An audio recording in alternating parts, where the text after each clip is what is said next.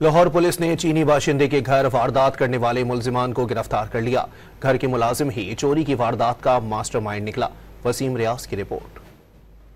गैर मुल्की बाशिंदे के घर चोरी का ड्रॉप सीन हो गया। पुलिस ने 36 घंटों में मुलजिमान को गिरफ्तार कर लिया। वारदात डिफेंस बी की हदूद में रिपोर्ट हुई। घर से 1 करोड़ 80 लाख की रकम चोरी की इतला पुलिस को मिली। पुलिस ने तफ्तीश शुरू की तो घर का मुलाजिम गिरफ्त में आ गया, जिसने चिप्स और बोतल की लालच में मुलजिमान को घर एंटर करवाया। कैमरा जाल जब चेक किए जाते हैं तो नजर आता है कि शबीर इम्तियाज को कोक की बोतल और चिप्स पकड़ा रहा होता है और एक तीसरा आदमी घर के अंदर एंटर हो जाता है।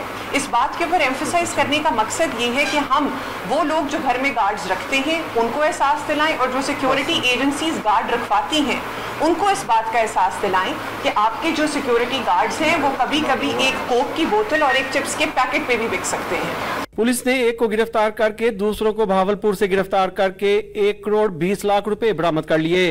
अली नामी शख्स है जो कि चिश्तियां बहावल नगर से ताल्लुक रखता है।